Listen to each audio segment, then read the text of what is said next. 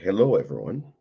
Welcome to a new episode of The Truth is Barrel Proof. I'm Jack Bigadoo. I'm also known as the Hood Sommelier. If you're here, thank you for being here. When we talk about whiskeys from around the world, honestly, Lebanon is not the first country that comes to mind at all. But believe it or not, I found a brand that actually is making whiskey in Lebanon. So when it comes to whiskey making, we have a new contestant on the map. I love whiskeys from around the world. I talk to people about whiskeys from around the world. But again, today we have something much more special. So I want to make sure we get the opportunity to dive in and have a conversation with a master distiller, winemaker from Lebanon. This is my first time actually diving into, I would say, that side of the continent. The brand is called Levant High, and I want to know everything that has to do with whiskey making, winemaking, and almost a whiskey environment in that side of the globe. Knowing that whiskey brings all of us together. What does Mr. Roy Riachi have for us? Thank you so much for being here, ladies and gentlemen. Mr. Roy, how are you doing? Good morning. How are you, Jack? More. I don't know if it's even morning on your side. What time is it on your side of the It's continent? 5 p.m. here. 5 p.m. So It's 9 5 a.m. p.m. where I Yeah. am. 9 a.m. in the Central Time, 10 a.m. in Eastern Standard Time, and we have 5 p.m. where you are. So thank you for being on. Yes. Appreciate you being on. Thank you so much for Thank you being for hosting here me. and bringing something new to our world, right? For the people who don't know you, Roy, tell us a little bit about you and your journey to become a master distiller. Like I said, the first time I talked to you was the first time I heard of first Lebanon having whiskey and a master distiller on that side of the continent. So I would love to hear about you as a person. Thank you. The Riachi Distillery is basically a family winery and distillery that have existed for the better half of almost 2 centuries. I'm the eighth generation winemaker and master distiller. Originally, our family makes wine and ara, which is the national spirit of Lebanon. And with time, our portfolio was expanded to cover a lot of different spirits and even liqueurs. Whiskey in particular, we started our journey with distillation in particular experimentation around 2012. 2013, we started barrel aging whiskey, and we released our first whiskey into the market in 2019. Currently, we have two different whiskey brands. Athir, which is, I know a lot of people don't like the term terroir, but it's a terroir whiskey because it's primarily aged with Lebanese oak. Most of the flavor profile does reflect Lebanon with Athir. It's a fairly high-end whiskey, whereas Levant Heights is our craft whiskey where we experiment with different whiskey styles. So we have whiskeys that are inspired by pot still whiskeys, by bourbon, by even stout beer. So we have a couple of the whiskeys that are distilled from stout, peated whiskeys. All in all, so far we have eight different expressions in the Lebanese market. And in the US, we have two different expressions of Levant currently in the market, but we're working on bringing in more. So eighth generation. So is Lebanon known more for wine or for spirit, or is it something that is part of the culture? Because when I think we're you're gonna excuse my ignorance from the Western world to looking into Middle East. You think more, well, there's no way there could be any you know spirits there because it's mostly religious in a certain way, and maybe when I look at other country, I'm like, maybe wine is what you find, but not spirit, right? I think the only company that I thought of that makes spirit was Milk and Honey. So I never, even thought about it. Tell us a little bit about the terroir and how that brings, that culture of spirit around there. Sure thing. So, well, the East Mediterranean, the Levant in particular, which is the East Mediterranean region, is known for pioneering distillation, by the way. So, the earliest references for distillation, I don't know if you know or not, but originated in Baghdad in Iraq around the 8th century AD. And it was exported eastward and westward since that time. And they didn't only produce alcohol for medical purposes, but they also drank it. That's why there's a whole genre of poetry that is dedicated to uh, drinking, basically, which is called the khamriyat in Arabic. So Lebanon, in particular, is known for both for winemaking and for distillation. As in wineries, we have over 100 different wineries currently in a very small country, by the way. Lebanon is almost the size of Massachusetts. And we also have a lot of distilleries as well. Most of those distilleries are Arak distilleries. Arak is the uh, distilled spirit that is distilled with aniseed. So it's very herbal, piney, minty, a bit licoricey. So it's very fresh and herbal. So that's what Lebanon is known for, and it's the national spirit of Lebanon. So winemaking and distillation has been part of our history since the dawn of civilization. That is, it's, I'm always say we do this because the goal of this is to educate folks, and so people understand that, the market when it comes to whiskey is vast, is huge, and you also kind of bring your own twist to it. So let's talk about grain. We know distillation doesn't happen without grain. So let's talk about grain. Are you 100%. growing grain on the side of the continent, or are you exporting grain? How is the agriculture like? Is it favorable to making whiskey or not?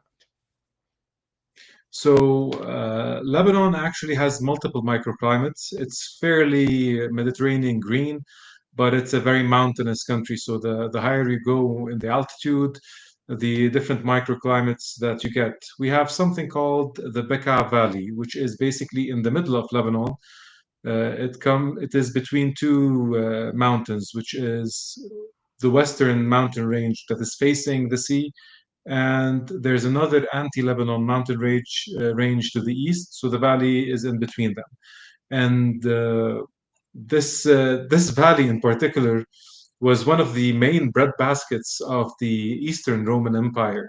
So grain has been cultivated here also for thousands of years, and we still do have a good wheat and barley industry, even though most of the wheat goes into food, and a small chunk of it goes into animal feed, but the majority goes into food. The barley, in particular, they use it also for semolina, which is a type of coarse flour. Basically, it's exported as well. So grain growing is has been integrated into the agricultural landscape for for thousands of years. Now, we didn't used to distill grains, so there are multiple breweries in Lebanon, but a whiskey distillery, we're the first whiskey distillery. So most of the spirits that are distilled in Lebanon are grape based because viticulture is also a big thing here, and because Ara, by definition, has to be distilled from grapes, and then the final distillation run, it's distilled with aniseed, which gives it this herbal flavor profile. That is, now I want to try it. I want to see what that tastes like. Now you talk about it, because it's like a fusion um between how maybe some things like gins are made and how cognac is made, coming together to bring one spirit together. So 100%. that's that sounds so interesting as a whole. So What type of grain are you guys utilizing now? Are you using malt? Are you using rye? Are you using corn? What type of grain are you utilizing in the making of your whiskey right So from the domestic grains, we use usually in the Athir, we floor malt our own barley, and then we sun dry it. So the sun drying retains a lot of the cereal notes, and it's a fairly basic process. So the original malts 10,000 years ago were also sun dried. Uh, that's for the Athir. Whereas for the Levant series, the grains that we're using for the whiskeys, we do use some Lebanese barley, but we also use in one expression which is called malted maize.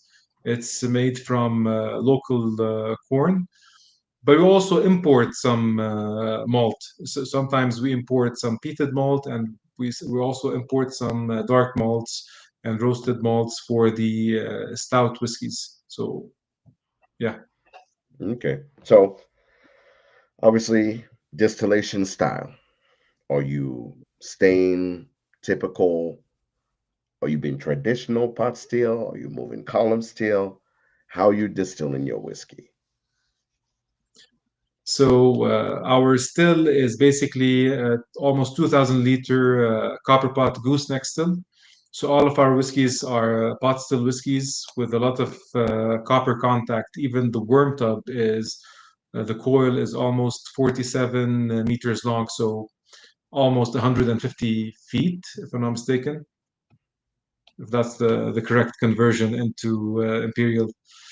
So yes, mostly we use batch distillation, and almost most of our whiskeys are double distilled with uh, a few exceptions where they are triple distilled in order to pay homage to the Irish pot still style. So I'm looking at expression that you guys have right now, um, and it seemed like I'm even looking at the bottle. Uh, what is the Mount Hernan? Excuse my ignorance. What mount is that? Is that very? Mount, You obviously have it on your bottle. yes, so Mount Hermon is in the anti-Lebanon mountain range. I'm gonna show people why Basically, I'm saying this. So this is the bottle. So that's what it looks like. so yeah, Mount Hermon is in the anti-Lebanon mountain range. It's not where we are at, but this region is actually shared by three countries. And Mount Hermon has also mythological significance in multiple cultures and religions. So, for example, like in classical antiquity, talking back almost 5,000 years ago, 6,000 years ago, there was a deity called Baal. So, Baal is basically the ancient version of the Greek god Zeus. So they used to say that he resides there as well. So I chose it basically to introduce people to the geography of the region, its rich mythological and cultural heritage as well. And it also reflects slightly the character of the whiskey because now you'll see when you crack it open, it's quite the intense whiskey and quite the surprise as well. It's not your typical whiskey. So the dark malt in the Levant Heights series in particular is so it's distilled from stout and it retains all of this nutty, toasty character of stout whiskey. So on the nose, you'll be directly hit with sesame notes and pecans and walnuts, a lot of that stuff. On the palate, you'll be hit with another layer of like roasted coffee beans, chocolate. So it's a very intense whiskey that and I liked it. I wanted to reflect a bit of the local heritage in that as well. Okay. So let's talk different expressions that you have on the market. Then we can try this expression that I have. I know you're growing on the U.S. market currently. So different expression. So I think the first one that we have here is your malt and wheat. which is single pot still. Yes, So that is 100%. more in the And this Irish is the Irish way of making whiskey. 100%, 100%. But we're also, most pot still whiskeys are 50% malted barley, 50% unmalted barley. So we wanted to, make a twist on that style by incorporating wheat. And wheat does give off floral notes in that whiskey. So one of the top notes of that one in particular are chamomiles. So as if you're having a chamomile tea. Okay, Irish whiskies are known for being light, easy correct. drinking, fruity, floral, and we wanted to play with that character by introducing grains that aren't typically introduced in your classical pot still Irish whiskey. And then we have the dual horizon. Which one is that? Yeah, US market yet. Hopefully, it will be there by the end of this year.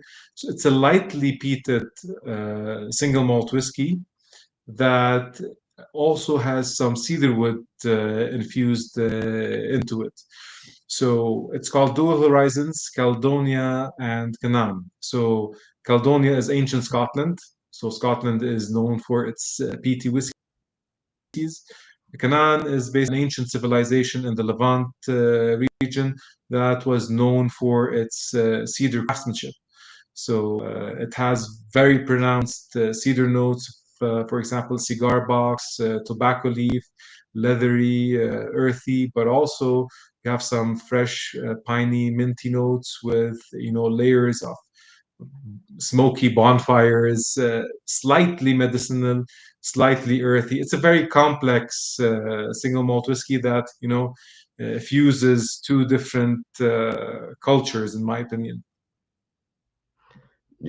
I have to say, every expression that you have has a historic almost connotation to it.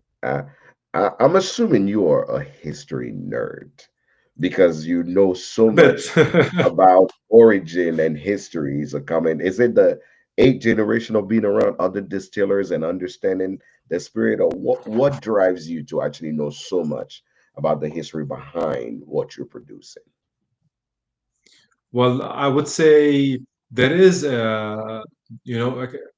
probably a character or a temperament in me that is generally curious about things, history being one of them. So if you understand your history, you can understand your present. Yeah, And in my opinion, history is very important, especially since it can be used to either bring people together or divide people. So in my whiskey, in my opinion, is all about bringing people together, and I wanted to use history in order to bring civilizations together. Like, I know that this sounds like a big statement, but yeah, you do your part, yeah, because you have to do your uh, part in history. Yes. 100%, because a lot of people think that the Levant region and the East Mediterranean is kind of like divorced from the Eastern world and the Western world, as if it's its own thing, whereas it's close to both. And the origin of Western civilization did start in the Levant. So this is where it started. So basically, I like to draw parallels, so show people how close we are, how similar we are, instead of focusing on how different we are. Correct. Correct. Um, and clearly, we come to you have two kind here because we have the the the dark malt, right? Is it are these two different expression? Because I see here it got roasted and toasted, but the expression I have in front of me, I don't believe is the same way. Do you have two different expression of these? No, it's the same expression, but Okay. the one on screen is the Lebanese packaging. The one that you have is the US packaging. Got it. Got it. That makes sense. Now, I always tell people this is the real. test, right? This is the real test. Uh, yeah. Joe, thank you. Joe is saying that, cheers to whiskey, bringing people together. That is important. So I Thanks, Joe. 100% I agree that this is a thing for whiskey to bring people together. As whiskey, I tell people that everywhere I go, we could be from different political aisle, we could be from different part of life. But one thing I know for sure, if we both like whiskey, we can sit in one room and have any conversation possible. Whiskey truly 100%. brings people from all walks of life together. This is the Letman test, right? I've gotten this bottle. I have not tried it, so don't be nervous. But we get to try it together. This is my first time ever on screen having Lebanese single malt. It's 43% ABV, and for you guys who haven't seen the bottle yet, I'm going to display it one more time. This is what it looks like. Beautiful packaging. Obviously, the U.S. packaging come a little different. So I'm gonna show you guys the U.S. packaging. Come a little different in this box. I love the color. Uh, very, very.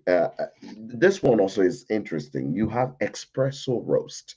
What do you mean? I have so many questions because for me it's always the little details, right? Because on the 100%. original one you have, you know, uh, roasted and toasted, and here obviously you have espresso roast. There's something about the roast and the toast. I want to hear what is the play on that. So usually when you're doing a stout, you'd have to incorporate roasted malts.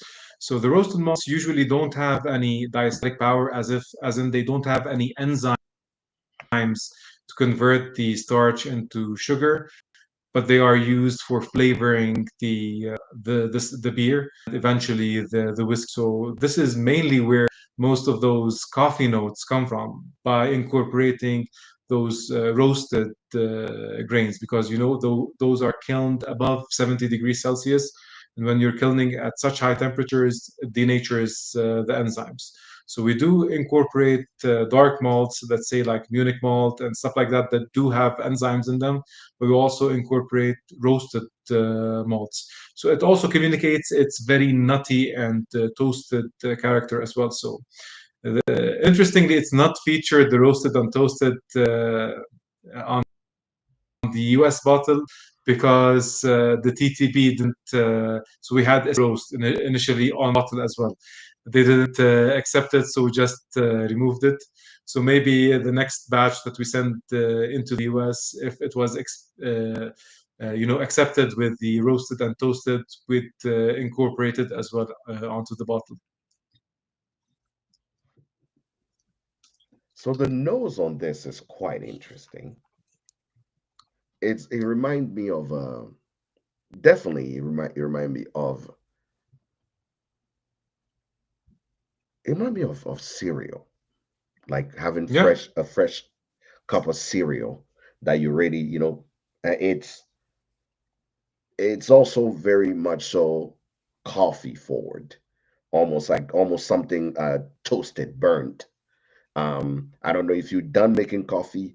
There's coffee grains. When you have the coffee grains, if Yeah. you dry them out, sometimes people use them as compost. Sometimes to grow things, you dry them out. There's that smell, especially when you have like dark roast coffee. There is that a little bit herbal on the nose. 43% ABV. Love the color. How old is it? That's the other question that most people love to know. Those single malt nerds that always are like, I want to drink. Obviously, I do not care because I've found good whiskey that, based on environment, have aged perfectly at 2 years old, 3 years old. But for all the Scottish nerds that like their 12, 16, 17 year and 20-year whiskey, what are how old are we looking at? That altitude, I'm going to assume maturation is happen rapidly, right? So I would let you speak on Sure. that. So mainly we use toasted barrels, new toasted barrels. So that's why the maturation, you're going to extract a lot of flavor quickly and a lot of color quickly as well when you're using new barrels that are toasted on like high levels and high level charring. So if you want to compare with your classical Scotch, it's going to be very different. So in order to reach that level of aromatic intensity from the wood and color, you'd need to first fill ex bourbon barrel or like an ex sherry cask and mature it at least 15 years, give or take, to reach that color. Because you know most Scotch whiskies have their barrels have been used for two, three, four times. So the Right. extraction of it and the flavor becomes very, very slow. So that's why we went a different route. We do want to show both the grain, but also the wood as well. So we do play a lot around with the toasting levels and the charring levels, and we also so there are multiple expressions that haven't been released yet into the market. So we also play a lot with using different wines in different barrels and even different brandies in barrels as well. So you know,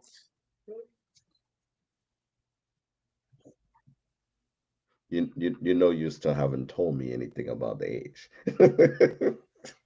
oh, I didn't tell you, it's between 3 to 5 years. Okay, all right. I tell people my favorite whiskey is only 5 years old. My favorite whiskey in the world is only 5 years old. So I at 5 years at this color, I can only imagine. What are we looking at as far as angel share loss there in that side of the continent? What's your average So loss? it really depends on the vessel that we're using, the type of oak that we're using, and the size of the barrel. But your typical, you know, 53 gallon or 200-liter barrel, it has an average of 1%, give or take. Now, when we're using different vessels, it can go up to 2% per year, you know, which is a very high angel share. But 1% is your average for your 53-gallon barrel. Okay. All right. Cheers. Cheers.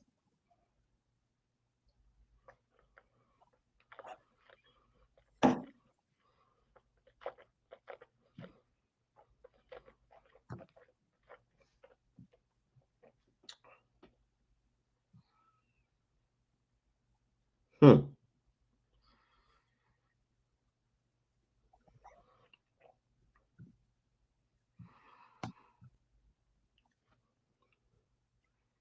I've never had anything like this. 100%. I've 100% agreed. never had anything like I've never had anything like this. Never. It's like if somebody took coffee roasted, add some cinnamon, some anise, and blended together and added some oatmeal to it and gave you as a coffee in the morning to drink with just a little kick to it. That anise is just very high.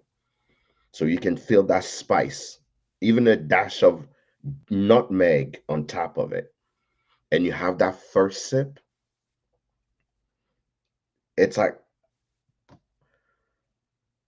chocolate, chocolate coffee latte. That's what I'm having. Yeah, It, 100%. I've never tasted anything like this ever. Like and I tasted a lot of whiskey. This Yeah. is different. What is going Yes. on here? Did you get some of the sesame notes as well that I was talking about? Yeah, the herbal side, I don't know what it is, but now that you say sesame, that makes sense. I have never had anything like this. Like I can say for sure I've never had a whiskey like this. Wow.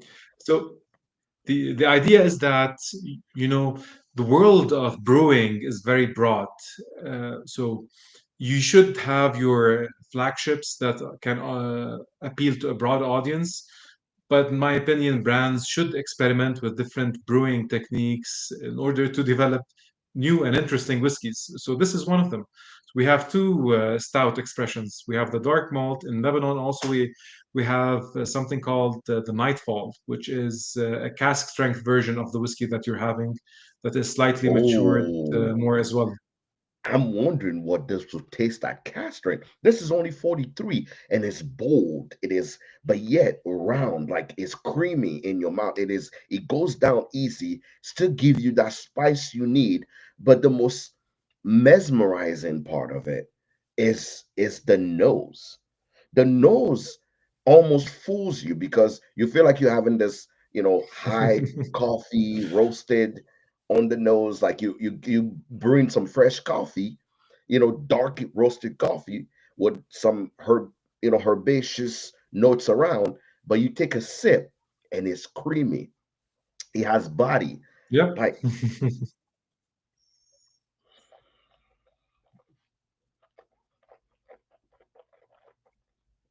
at the same time, it's also light.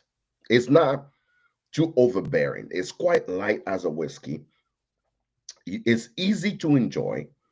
It has nice caramel, toasted caramel. I was growing Yeah. up in Africa, we had this thing called uh, um, toffee. Yeah, toffee, but it's like they use concentrated milk and they Condensed milk. burn it Yes. almost, Yes. yeah, they cook it, and you go to the lady of the corner and you get your little quarter. You go and get that as a kid, and there is that when you chew on those, there is this milkiness but burnt milk at the same time that you get, and it's childhood memories, man. You are bringing all these childhood memories. It's just it's Amazing. but it's light. It's so light, but yet delightful. I can I can see this being featured on brunch, like to make espresso martinis. I can see this being featured as your, you having your Irish coffee with a little kick to it. You put this in. I can see this being in so many different cocktails that can elevate, especially with brunch and afternoon delights that you, oh my God. This is dude, Imagine this those notes that you talked about. Imagine those toasted notes in an old fashioned cocktail, like with the orange bitters. oh, old fashioned with chocolate bitters and orange bitters.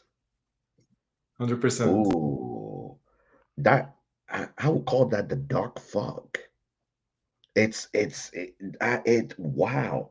Now I have to experiment and make an old fashioned with this to see how it is. Yeah. But I would want it honestly. I would want it at Castering to make an old fashioned one because I feel like it's gonna be one of those old fashioned that you'll be okay paying $25 for, because when if you make that old fashioned, you get all these chocolate note, this that anise, that you get everything you're looking for. But dude, you woke up some childhood memories here. I feel like I went back to Cheers. Africa. I was 7 years old, and I'm going to the corner lady and getting those, that toffee, and just there is a drink we have back home that is made out of clove, anise, nutmeg, and they Oh, use nice. hibiscus. Right, it's a version of a Caribbean sorrel, and there's all these herbaceousness in. But the best part that every kid like this whiskey, this type of mix, is that they put a lot of sugar in. So as a kid, you really want Yeah. to have, because there's a lot of sugar, but you have enough sweetness in here that it keeps you interested. It's not there's Yep. no bitterness at all. There's no licorice at all. It's just perfect. So Congratulations. If you guys are watching this Thank you. and you ask yourself, is Lebanese whiskey something I should spend my money on? I would say for the sheer curiosity only to see what in the heck is going on here, I challenge you to get a bottle because I promise you, even if you're not even a single, that's the one thing I'll say. If you're a single malt lover, you're gonna have a fun. But if you don't like even single malt and you're just somebody who like to make great cocktails and you love coffee forward notes, this is it. This is it. I will 100%. show the bottle again before we start talking about where can people find this spirit. So I will show the bottle one more time. This is what it looks like. Love the design of the bottle, but and for people that don't know, honestly, this is my first. It may be even more overwhelming.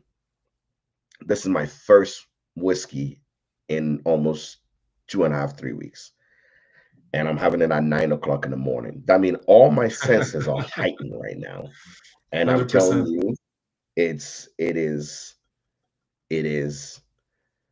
to make a whiskey that appeal to coffee lovers, right? Because this whiskey to appeal to coffee lovers, appeal to whiskey lovers, and appeal to people that like a little bit of sweet, that's a real challenge. And I tell you right now, you hit all Thank you. three steps of that. Um, I can't. Yeah, I need to dive into this. So let's talk about distribution. So obviously your whiskey is out. You're making amazing whiskey. Now I want to try the cast strength. Like now I want to travel to Lebanon. I have to come and see what else you have. Whatever you want. Because I tell people I used to Always travel welcome. for food. Now I travel for whiskey. And I want to come now and see what is happening in your distillery.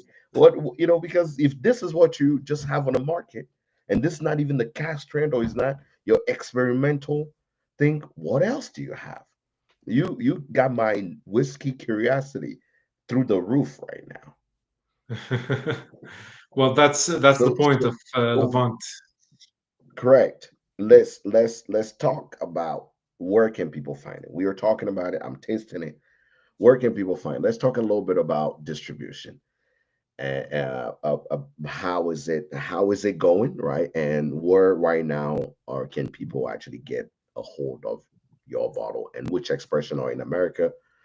Because we have people on Instagram that are from watching from Africa, just often from Europe. So the floor is yours. Sure.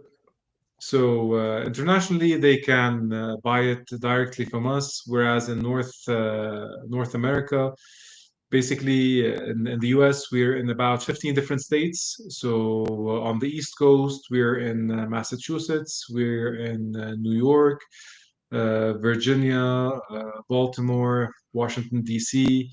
Uh, I guess also Wisconsin. We're also in Texas.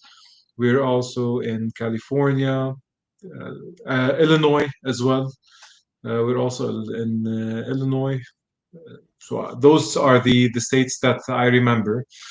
In Specs, for example, we're in Texas. We're in Specs, so the liquor chain, and we're in multiple. So if you just go online and Google heights, you will find someone that will sell directly to your estate. I remember I sent you this bottle from Del Mesa in California to your In place. California, yes. Yes. So there are some There is retailers that also ship nationwide.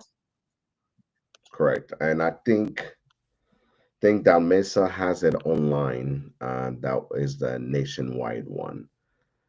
But I want to talk about the price of this whiskey. So this It's is not it's not around, an expensive yeah, it's not an expensive whiskey no, at all. no. 100%. So it's in your $50 ballpark, plus or minus, depending on, the retailer and the state. But the idea is that we want people, so we want it to be an accessible whiskey. We want people to have fun with it. We want people to, be willing to try it in cocktails, because when the price is very high, for example, with our other brand, the Athir, the price is usually expensive. It's between 150 to $200 per bottle. You're not going to be making a cocktail with such a whiskey, even though it can work, but very few people use it in cocktails. And it's a different purpose. So Athir, we do very small batches from. Usually, the releases in the US vary in size between 190 bottles to around 400 something bottles. So it's a very limited series of whiskey. And that one in particular that I'm talking about, it's even aged differently than your classical whiskey. So it's made Correct. from floor malted sun dried barley, and it's matured primarily in clay amphoras with Lebanese oak.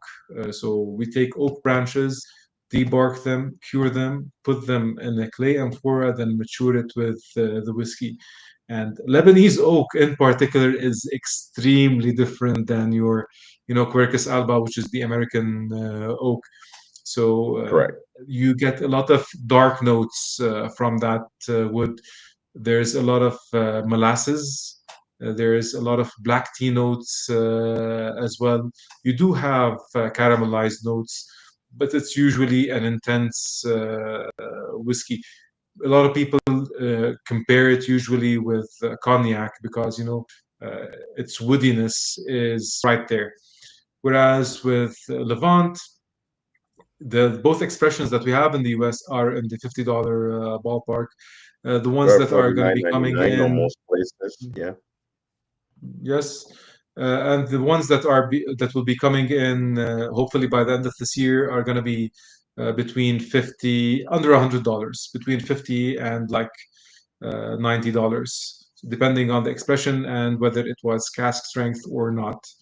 And also this year we're going to be expanding our U.S. operation as well in the U.S. So we're trying to have our own setup for import. We're going to be partnering up with some distributors, and we're going to be doing a lot of tastings and events. So end of 2025, 26, hopefully, fingers crossed, if everything went according to plan, is going to be a big year for us because we're going to be doing a lot of tastings and events in the US. You definitely have a fan in me. I'm definitely gonna take Lavon with me when I do my tastings right now because I truly believe you guys are bringing something different to the market. People get tired of the regular, everyday thing, and right now you are bringing something different that actually makes sense to most people. For all the people here on Instagram, if you are watching or just watching the recast on YouTube, want to remind you is Riachi official. That's what you want on this. Just type in RIACHIOFFICIAL. Riachi Official is where you need to go. Their Instagram have everything you need from their shop to their community to the official website. I challenge you to go give it a look. Go take it because now they made a fan out of me. I want to go try the calf strength, and whenever I can afford it, I need the Adir because I want to know what Lebanese oak, the effect of Lebanese oak on whiskey tastes like. Being a nerd myself, I really just look forward to always see what makes something take differently than whiskeys that I definitely know. Riachi.me is their website. Riachi, that means the website. Check them out. I love the website, really sleek, have all the details that you need. You do a good job on really showing off what we have. I want to see you more in the United States operation because I really want to know what else can you be allowed to bring on the market and really try every other expression because I feel like especially the more and for all of you guys watching if you tried it, you buy it, go bother your retailer. Say, hey, I want my Lebanese whiskey here. So that force him to have to work, to have to create relationship because the more his product is getting off the shelf, the easier it is for him to to realize that there's demand, and distributors to and importers to reach out to him to go, hey, we need more of this whiskey here. Um, my first experience with you, amazing, pleasant, love it. I'm liking what you're doing here. And if this is just the, kind of the standard low end that I'm having, I can only imagine what the rest is like. Now, you made if this is the introduction, you made a fan out of me. On the last note that I will ask is, Back. what yeah, no, you don't have to thank me because you did this. This is your job. You did all of this. You Thank you. you created, you and your family and your business have created a product for me that to resonate with any whiskey lover from around the world. So my question to you is, what should people expect, right? What should we expect? What do you I know you're expanding your operation.